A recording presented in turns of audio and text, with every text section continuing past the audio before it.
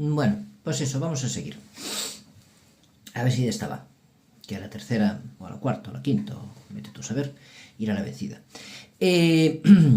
Vamos a ver, os he dejado un poquito con la idea en la cabeza de que en todos estos pisos antiguos, en todos estos entarimados antiguos, pues quedaban espacios donde se guardaban objetos, objetos que al barrer los suelos se colaban por entre los tablones del entarimado, y junto con polvo, capas y capas y capas, casi estratos arqueológicos de polvo, pues se quedaba pues todo el resto de material. Pequeños objetos que pues cabían por esas pequeñas ranuras, por esas ranuras.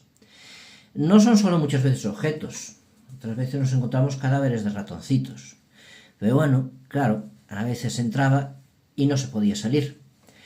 Y, en fin, os aseguro que uno de estos huecos de encima de las vigas de los durmientes y entre los pontones son auténticos cajones de tesoros.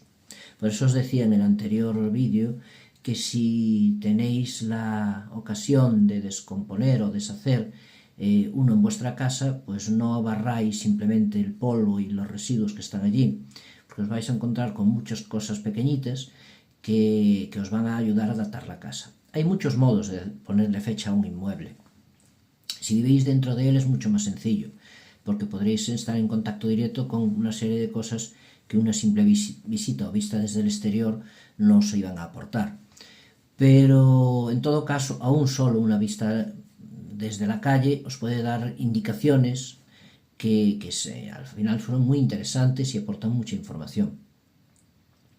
Es normal que tengamos toneladas de papel, contratos de obra documentados en protocolos notariales, de todo,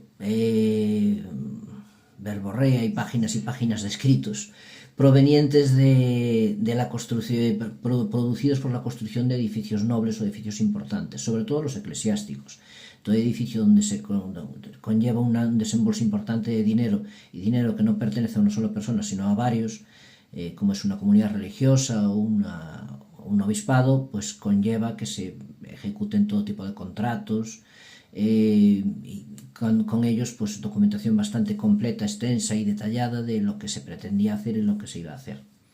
Pero en una casa particular, que es lo que más tenemos en nuestros pueblos y en nuestras ciudades, a no ser que sea una casa especialmente importante o que sea un edificio ya moderno, que dependa de un arquitecto y de todo un equipo de aparejadores, etc., cosa que no sucede por lo general hasta bien entrado el siglo XIX e incluso el XX, pues no nos queda nada o casi nada. La construcción de una casa, la rehabilitación o remodelación de una casa particular en el siglo XVII, XVI, XVIII, no suele generar documentación. Como mucho, se realizaban pequeños contratos de obra con los equipos de canteros para saber lo que se estaba contratando y lo que se pretendía que se hiciera. Esos contratos de obra solían ser muy básicos. Si era una reparación, eran 4 líneas sobre la reparación, lo que iba a costar y lo que se pretendía obtener a la finalización de la misma. Si era una construcción de cero, pues más o menos lo mismo, o parecido. ¿Qué pasa? Que eso está en los archivos públicos, si está, se conserva en lo que llamamos protocolos notariales, que es donde los notarios y escribanos guardaban una copia de cada instrumento que realizaban para particulares y privados, para que en caso de que tuvieran que ser reclamados para hacer una copia, una reproducción del mismo, una reproducción oficial del mismo. Y lo que es cierto, no siempre está.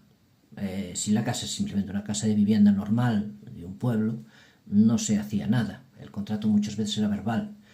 Y si la casa, aunque la casa hubiera tenido ese contrato de obra, ese pequeño contrato entre pares, que sería de lo que estamos hablando de obra, pues de todos modos, en la mayor parte de los casos eran los que menos valor tenían, los que menos se solía considerar que habría que retomar el contrato para hacer una copia, un traslado, Entonces, muchas veces el notario no los conservaba, o aunque se conservara en el protocolo, pues se ha perdido.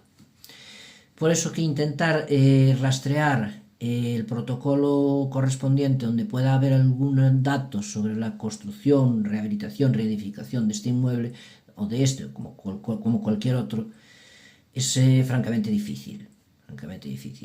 Puede darse la casualidad, puede sonar la flauta, como suele decir, puede haber uno similar de una casa contigua y que nos dé datos de esta misma, porque normalmente cuando se hacía una rehabilitación o remodelación completa de un inmueble se decía lo que había en los inmuebles paralelos, colindantes, para, entre otras cosas, evitar después problemas con los vecinos y saber hasta qué punto se podía intervenir en ese inmueble sin molestarlos y sin invadir colindantes. Pero debemos pensar que lo más probable es que no encontremos nunca nada, o casi nada. Cuando proceda a intentar identificar este inmueble en archivos, que lo haré en el Archivo Provincial de Lugo y en el Municipal de aquí de Mondoñedo, e incluso también en el Eclesiástico, en el Catedralicio, vamos a ver con qué nos podemos topar. Lo más probable es que parta del Catastro del Marqués de la Ensenada, que nos da una disposición de inmuebles. El sistema es sencillo, se busca un inmueble conocido que perdure hasta el día de hoy y que pudiera ser fácilmente identificable en ese momento. Estamos hablando del 1730 o 40, no recuerdo exactamente. Como puede ser una cárcel, un colegio, la misma catedral, una iglesia, una capilla, y después midiendo los frentes de plazas, que aunque actualmente estén variados, en ese momento casi todos mantenían la misma mesura, es decir, aproximadamente 6-10 metros de frente por unos 20 metros de fondo. Pues se van contando y se van identificando colindantes hasta que llegas al que efectivamente es el tuyo, o el que tú quieres identificar.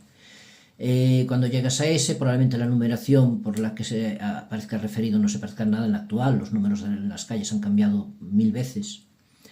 Pero bueno, con eso tendrás el propietario, tendrás los colindantes, tendrás probablemente el oficio del propietario, y es mucho para que después, agarrándote a legajos de protocolos notariales, con 13.000 inscripciones sobre compras, ventas, herencias, etcétera, pues puedes toparte con el inmueble en cuestión y saber más sobre él, ¿no?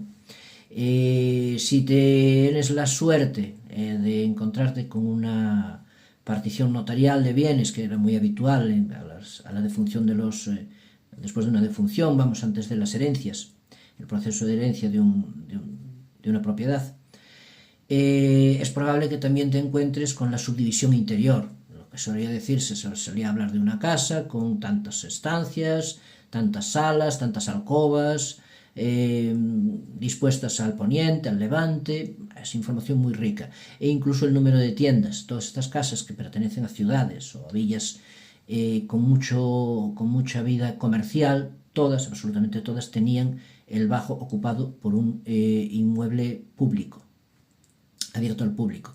Talleres, tiendas, comercios, todas, absolutamente todas. Se aprovechaba el espacio hasta el último rincón. Hablaremos en su momento de la evolución del comercio en las ciudades medievales.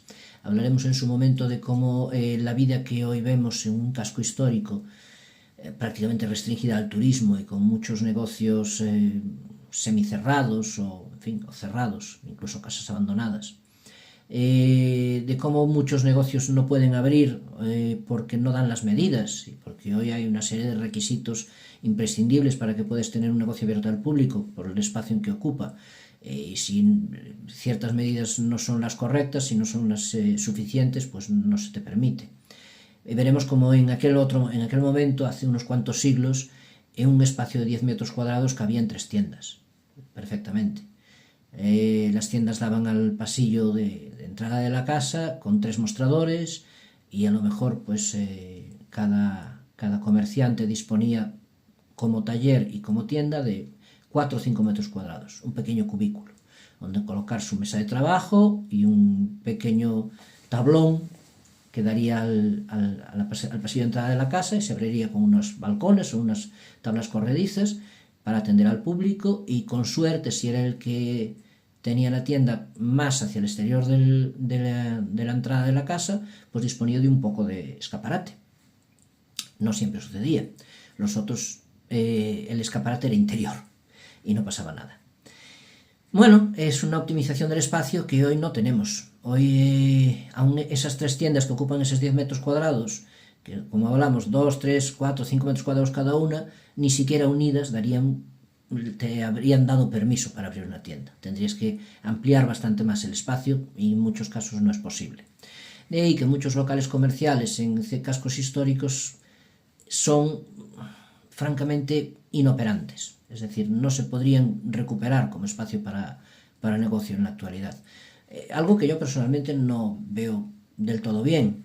Entiendo que hay una serie de medidas vamos a iluminar un poco más esto, siempre ayuda, medidas de seguridad que son imprescindibles para que un espacio sea, si va a la redundancia, seguro, que además hay una serie de medidas de accesibilidad que necesitan de cierto espacio y que también son imprescindibles, son necesarias para que todo el mundo pueda acceder a ese negocio, ¿no? Pero de ese modo, hasta cierto punto, se matan o se les da muerte prematura y anunciada a espacios comerciales de cascos históricos que podrían perfectamente estar ocupados. Es un poco la idea, y conste que esto no sucede si el espacio se mantuvo abierto durante un tiempo continuado, simplemente se renueva la licencia y punto, ¿no? Pero es un poco la idea del kiosco. Hasta no hace tanto tiempo, pues un señor con un cubículo minúsculo en el medio de la carretera, hecho de chapas o incluso de madera, pues podía atender, vender tabaco, vender revistas, vender un poco de todo. Teníamos los famosos kioscos, todos estamos acostumbrados a verlos en nuestras ciudades. Hoy en día o se conserva casi como una reliquia histórica o sería imposible que se creara una licencia para eso. Ni da el espacio, ni da la cabida, ni da las medidas de seguridad básicas, ni da nada. Bueno, un poco lo que se suele decir es que a veces vestimos un santo para desvestir otro. Y en el caso del urbanismo se visten muchas veces santos para desvestir a otros, no cabe duda. Cuando los espacios históricos, que tienen una protección altísima, con la que yo estoy completamente de acuerdo, vamos, me parece básico salvar nuestros cascos históricos en todo lo posible,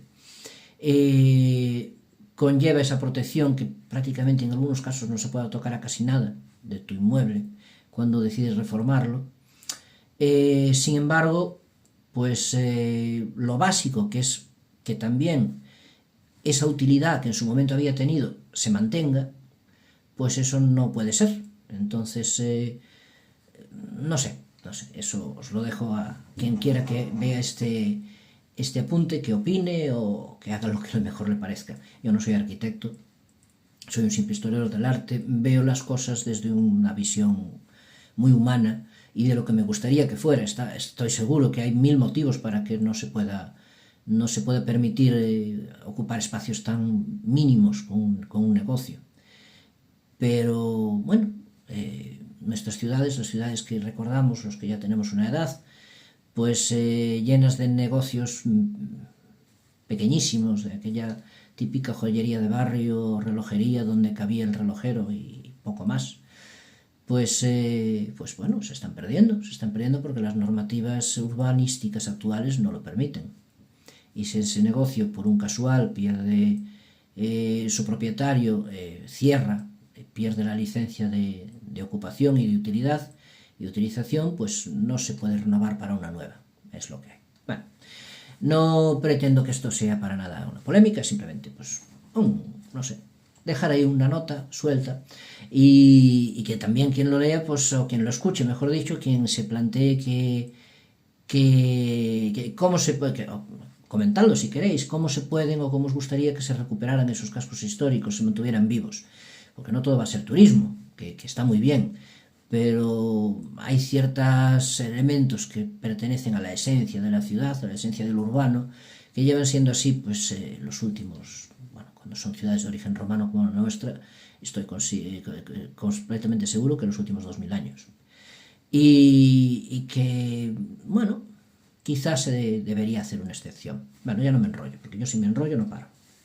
En teoría lo que le venimos a ver ahora es lo que yo en concreto encontré en estos huecos entre el entarimado, en este caso el piso primero, que es donde hubo que hacer más reformas y desmontar más partes de ese entarimado, y los durmientes, las vigas que soportan ese entarimado. Ahora vamos a ver si soy capaz, sin apagar el móvil ni cosas por el estilo. Aquí a lo mejor sí y todo. Bueno, vamos aquí. Bien, bueno, se me ve un poco el dedo, pero bueno. Ahí tenéis toda la colección de disjecta membra del pasado de esta casa.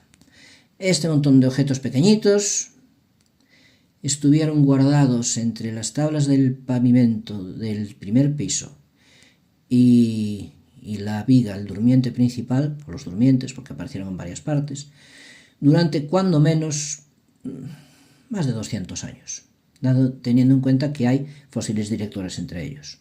¿Qué es un fósil director? Explico. Un fósil director es un elemento que por algún motivo, en concreto en este caso porque tiene la fecha acuñada, pues nos puede dar una fecha exacta de esa pieza. Es decir, si por un casual en una excavación encuentras un trozo de terra sigillata, sabes que esa excavación tiene restos cuando menos del siglo III de nuestra era, de allí para atrás.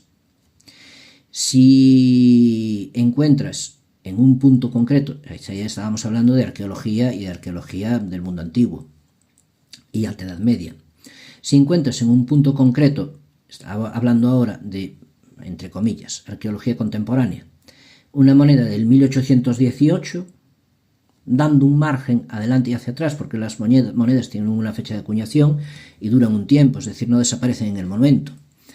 Perfectamente esa moneda dejará de tener uso con la acuñación de las nuevas del mismo valor del siguiente rey, y aún así es probable que se mantenga un poco más tiempo en uso.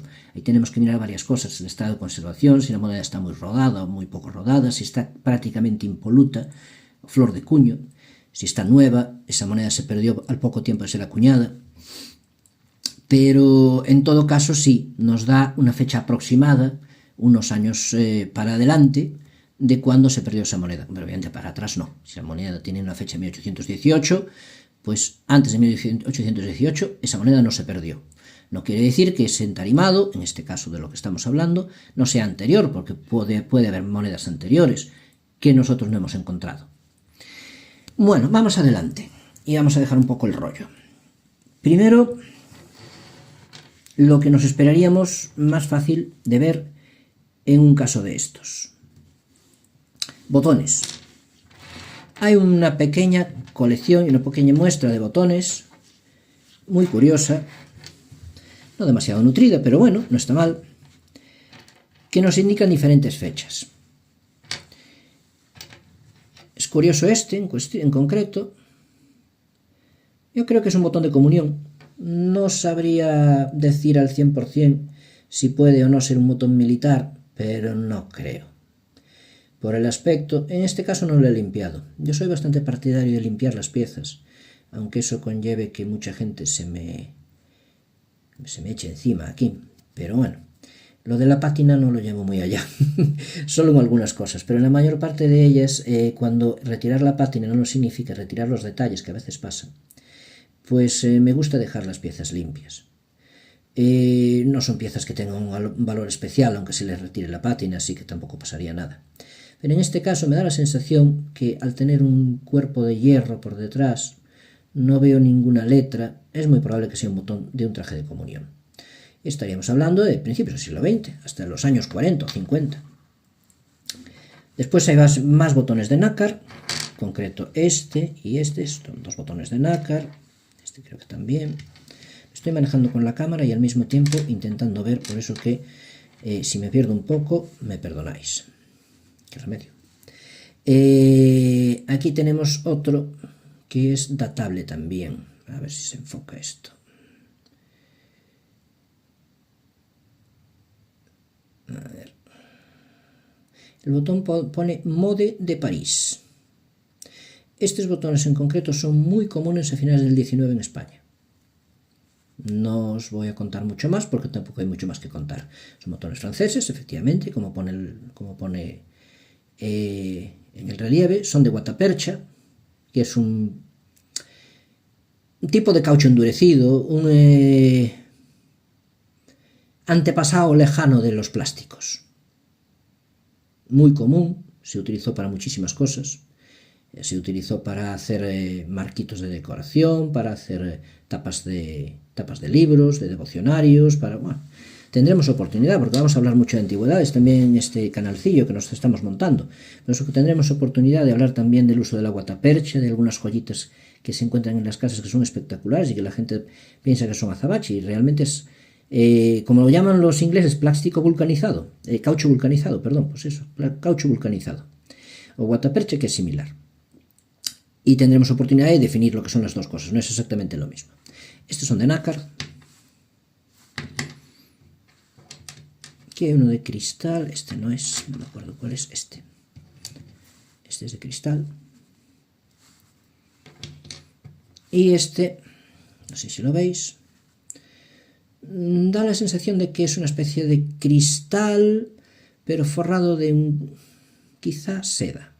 Yo diría que este puede ser un botón o de un traje de novia o de un vestido.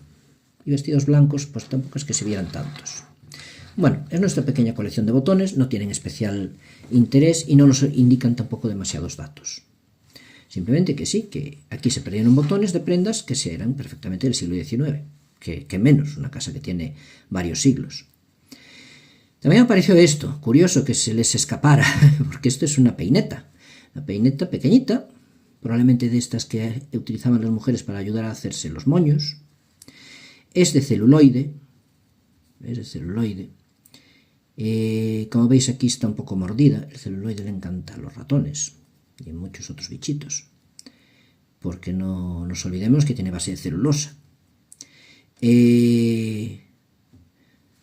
Celuloide imitando carey, no creo que sea carey, es fácil saberlo, con acercar una cerilla se sabe enseguida. El celuloide desaparece como si fuera un poquito de alcohol en un cenicero, y no me lo quiero cargar. Además, el brillo del carey tiene un aire así como escamoso que no se ve en esta pieza. Eso que yo sinceramente creo que es celuloide. Además, es muy flexible, no sé, esto creo que es celuloide. También hablamos de principios de siglo. Aquí, otra pieza muy curiosa, un pasador o un broche. No sabría exactamente porque le falta la aguja. Para ser pasador de corbata no creo, probablemente un broche. Es latón, en los huecos ese se imitan las marquesitas, obviamente es bisutería. Tiene un aire art déco, pero un aire simplemente. Alguna pieza de papel como esta, de cartón. Este es un billete de tren. Estamos hablando de un billete de tren probablemente de los años 40. Es curiosísimo que se conservara durante tanto tiempo. Años 40 del siglo XX. A ver, tampoco nos pensemos. Pero bueno, es muy curioso. Ahí veis una con 60 pesetas. La Zaida Santiago. De tercera. Muy curioso. Dentro de la bisutería esta pieza pequeñita, que es una pieza de una pulsera, probablemente que fue acortada, le debía quedar grande a su propietaria, y el trozo que sobró pues fue para la basura, se barrió y acabó entre las tablas del piso. Una pieza muy curiosa, aquí, a ver si enfoca, a ver, sí. Esto veis aquí es un tipo de imprenta, además no es una letra, es un símbolo. Preguntando al antiguo propietario de la casa, estos tipos están hechos de una aleación de metales, bastante pesada. El antiguo propietario de la casa me comentó que un tío de su padre era componedor de una imprenta de aquí de Mondoñedo. Por eso que es bastante probable que perteneciera a él. Estamos hablando también principios del siglo XX. Más cosas. Alfileres han parecido bastantes. Los alfileres son un magnífico elemento para datar, aunque estos en concreto no nos aportan demasiado. Son de latón, la cabeza, como veis, a ver si se enfoca, sí, es redonda, a ver, es redonda, pero no está hecha de alambre. El siglo XVIII y el XIX son de alambre, estos no, estos son industriales. Cualquiera de los que apareció son iguales, por eso que no vamos a sacar mucho de los alfileres. Una cuenta de madera, algo mordida de los ratones, probablemente de un vestido.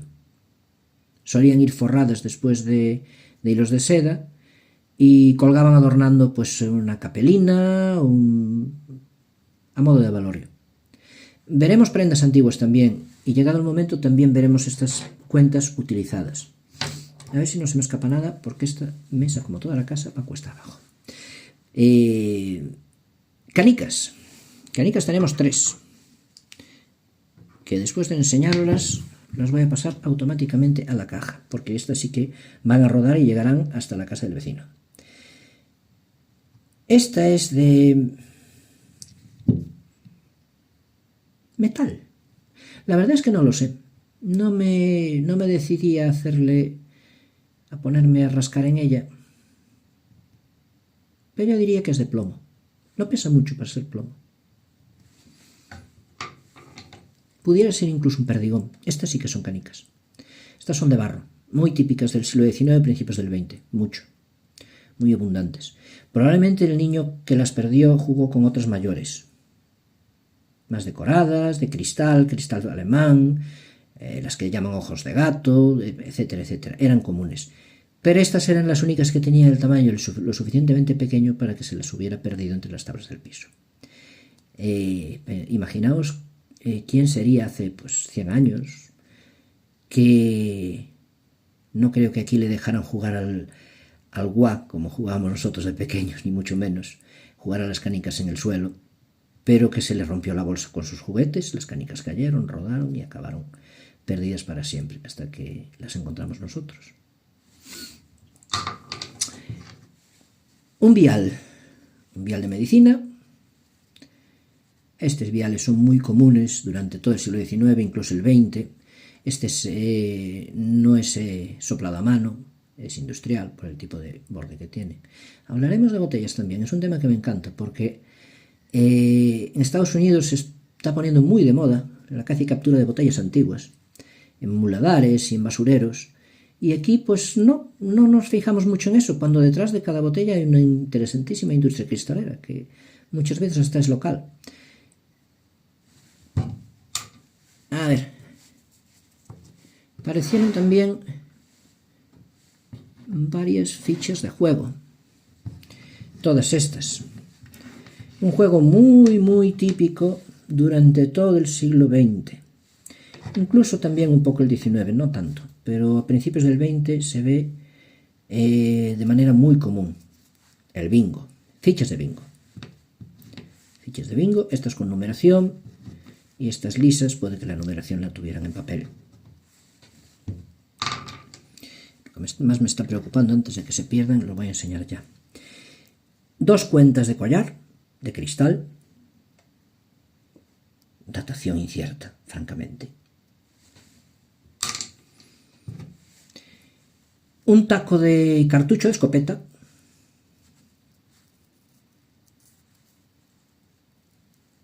Es de esparto, prensado, por lo cual muy moderno no es, pero tampoco podemos darle una datación exacta. Aquí hay otra ficha de juego. Un par de engranajes. Este par de engranajes desde luego pertenecieron o a un reloj o a una caja de música. Como es tan poco, tampoco es que me sea muy fácil de identificar. Son de latón y son, ya diría, casi seguro que industriales. Tampoco es una datación excesivamente antigua, o no lo creo.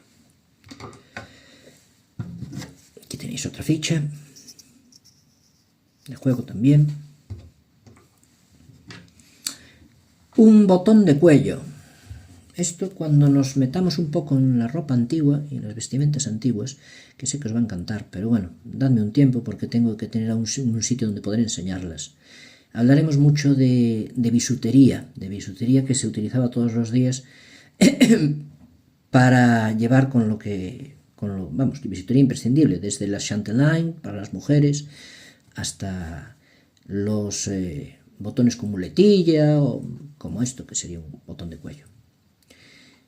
Estos se colocaban cuando los cuellos de las camisas eran de quita y pon, de cartón, cartón endurecido, cartón forrado de tela, etc.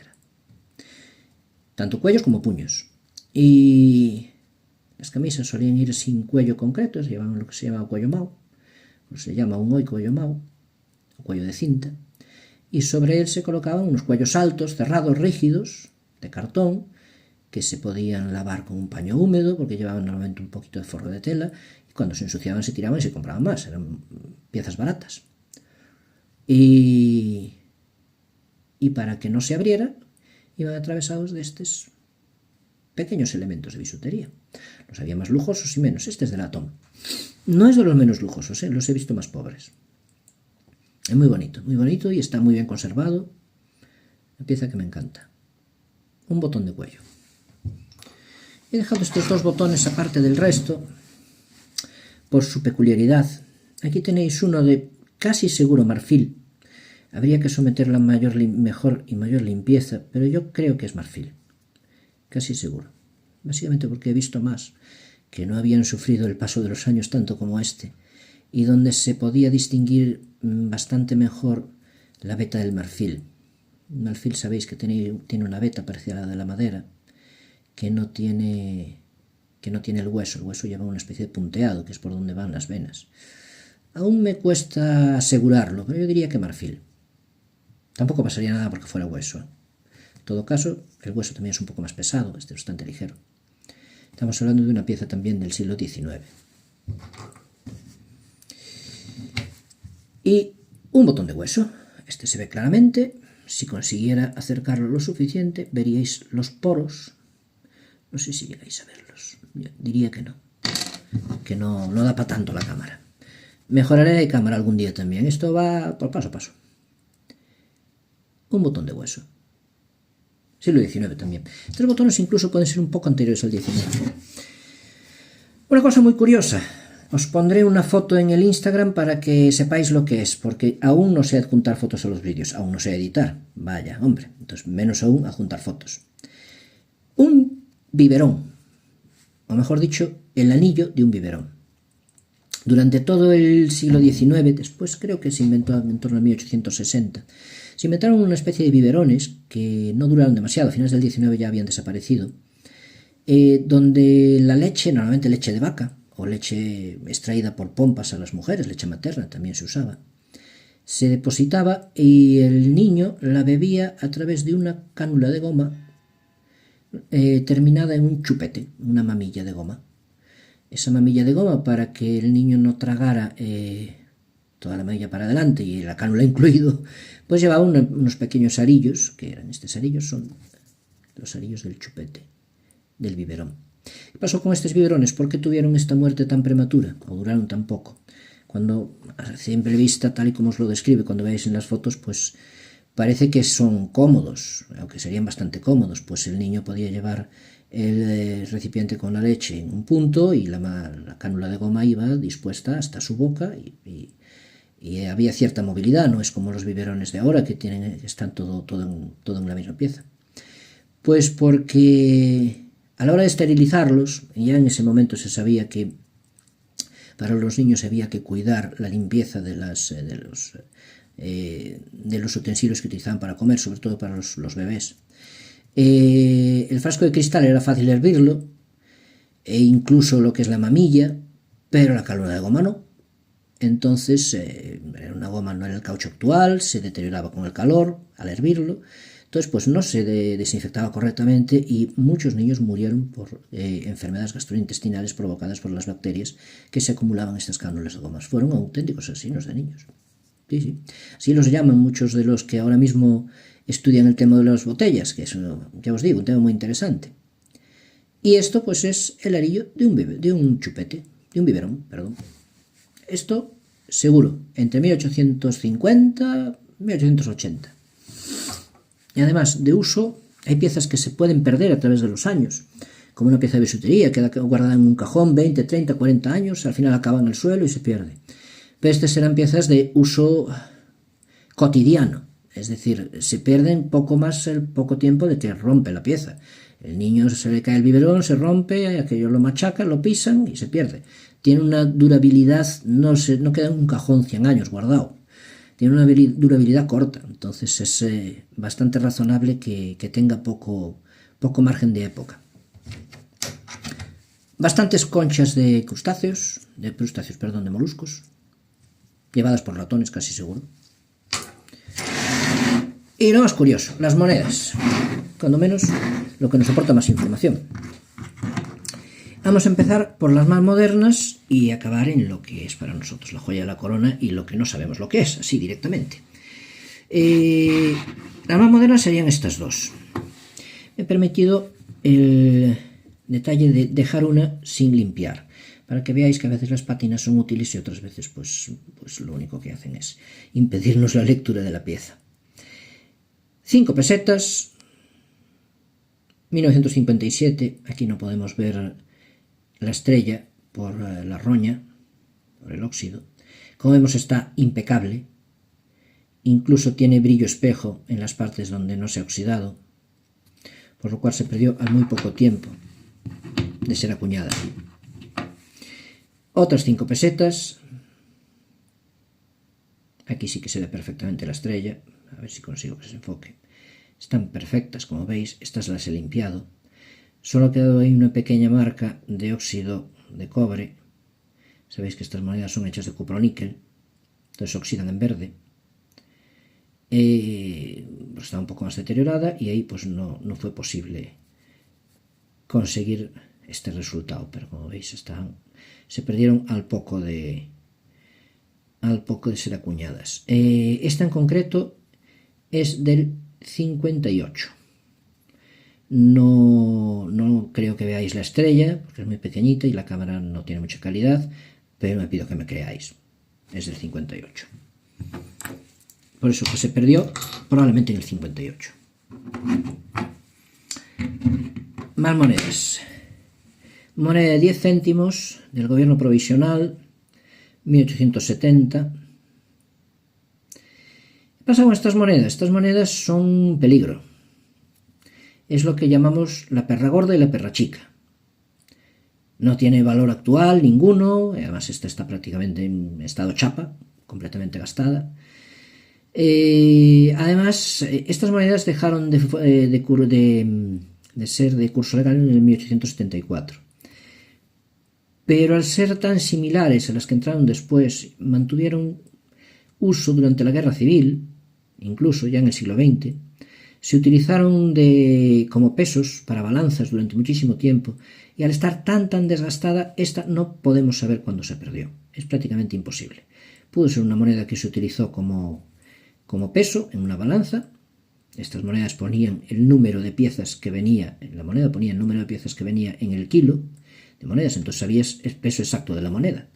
Y las balanzas de platos, para ellas, eran, unos pesos ideales. Algo contrario,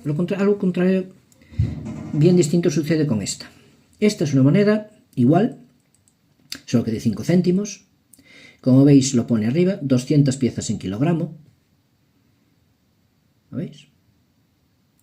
Por eso que pesa, si mis matemáticas no van mal de todo, 5 gramos. Creo, ¿no? Bueno, algo así. Es igual. Que se puede saber el peso exacto solo por lo que pone en la moneda. Pero esta sí que se perdió en un tiempo muy cercano a su acuñación.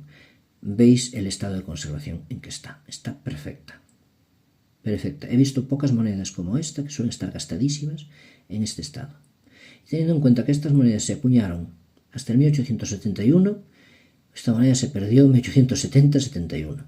Fijaos el tiempo que lleva el suelo puesto. Otras dos joyitas de la corona. Estas son unas piezas espectaculares, no por su valor económico, repito, sino por los datos que nos ofrecen. Aquí tenéis 8 maravedís, ceca de Jubia, de Fernando VII, de 1818. Es fantástica, en un estado muy bueno. Estas monedas en concreto, estas monedas acuñadas antes de Isabel II, inclusive las de Isabel II, Sí que tienen una duración relativamente corta, porque se sustituyen muy rápido por sus compañeras del siguiente reinado. Entonces, tanto Carlos III, Carlos IV, Fernando VII, Isabel II acuñaron monedas de 8 maravedís, de 2 maravedís y de 4 maravedís muy similares. Por lo cual, sabemos que, en concreto, esta se perdió antes de las acuñaciones de Isabel II, porque después de esas acuñaciones esta moneda dejaría de servir. Pasarían a valer las siguientes. Esta de 1818 tiene cierto desgaste. Esta otra apareció cerca de ella, es de 1820, bueno, no se lee mucho, 20 puede ser, 1820 quizás, sí. No creo que estuviera mucho más deteriorada, simplemente pues coincidió donde se perdió, que había una fuga de agua, estaba justo al lado del cuarto de baño actual, y bueno, los óxidos se la comieron un poco más. Esta la limpié, esta no. Quizá no debería haberla limpiado, no sé. Tampoco es que no sé, no se veía prácticamente nada, estaba muy oxidada. ¿Qué nos indican estas dos monedas? Estas dos monedas se perdieron antes del, digamos, 1830. El suelo estaba ya en su sitio, en torno al 1820. Y la joya de la corona, con muchísima diferencia.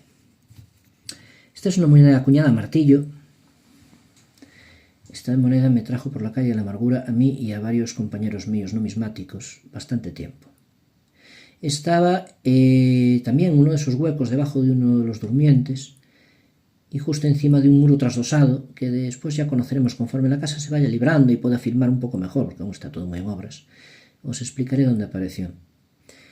Tengo mis dudas de que esta moneda, en vez de haber sido perdida al barrer el piso, como ya os he dicho más veces, no haya ido con el mortero o con la tierra que se utilizó para rellenar el muro. ¿Por qué? Me explico.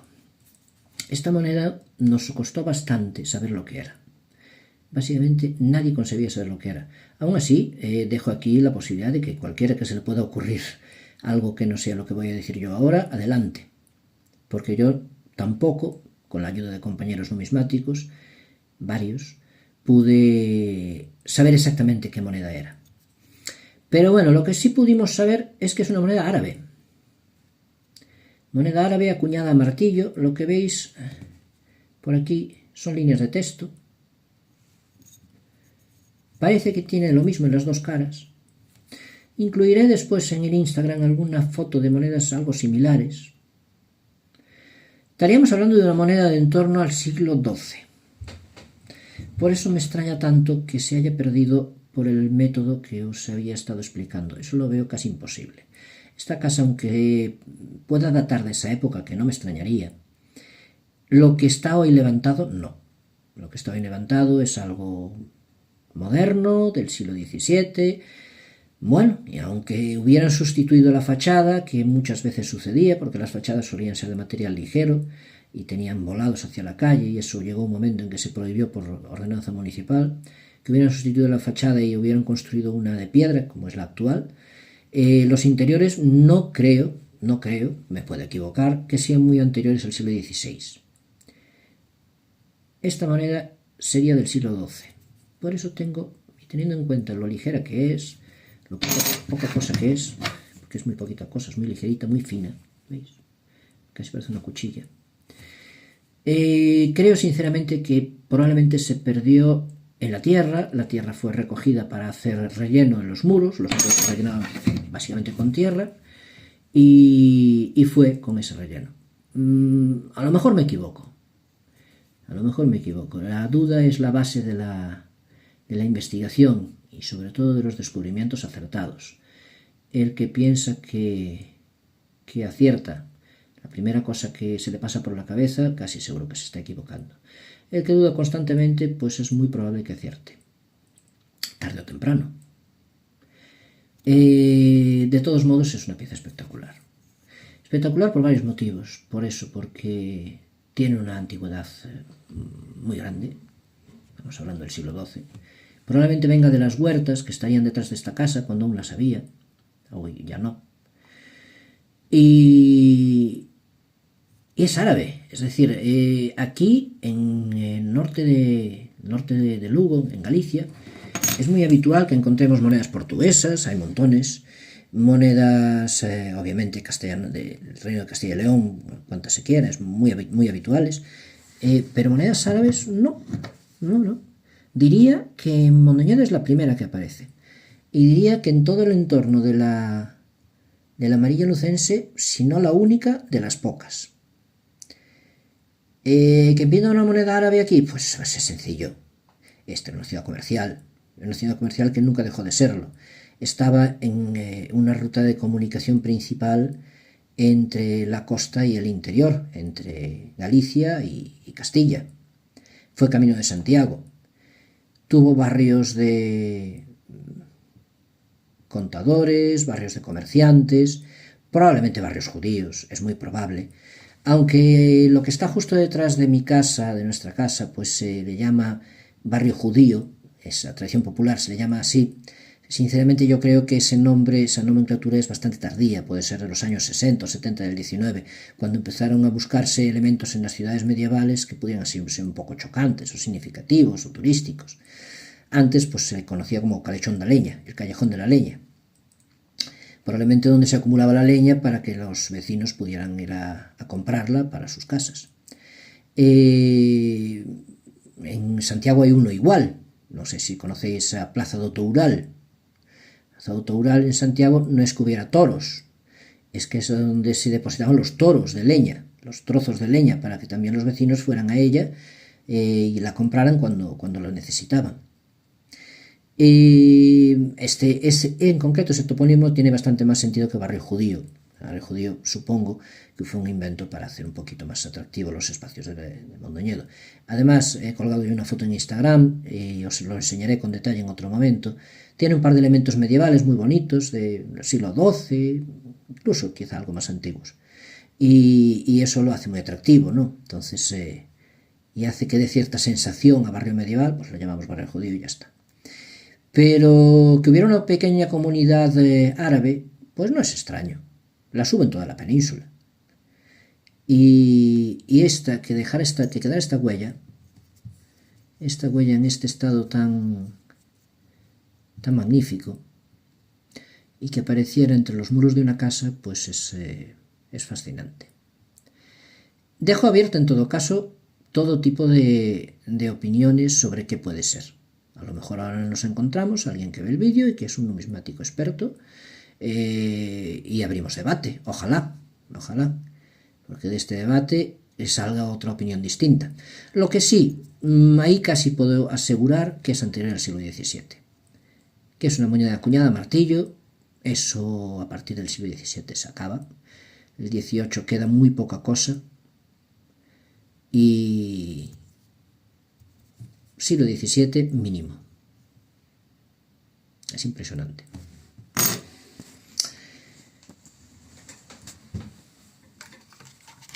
Bueno.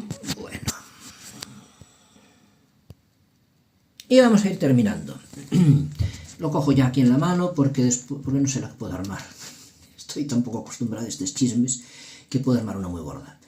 Nada, aquí tenéis mi pequeño cubículo. Está aún todo sin preparar, ya iréis viendo conforme tenga mejor aspecto. Aquí es donde montaré mi pequeño taller de relojería. Hablaremos mucho de relojes también, es un tema que me encanta. Me gusta intentar repararlos a veces y limpiarlos, ¿no? Relojes antiguos, claro. Y poco más. Os deseo una buena noche y espero que os guste la temática. Es multipluridisciplinar, se habla un poco de todo y, en fin, seguro que por el medio hay algo que os atrae especialmente. Un saludo.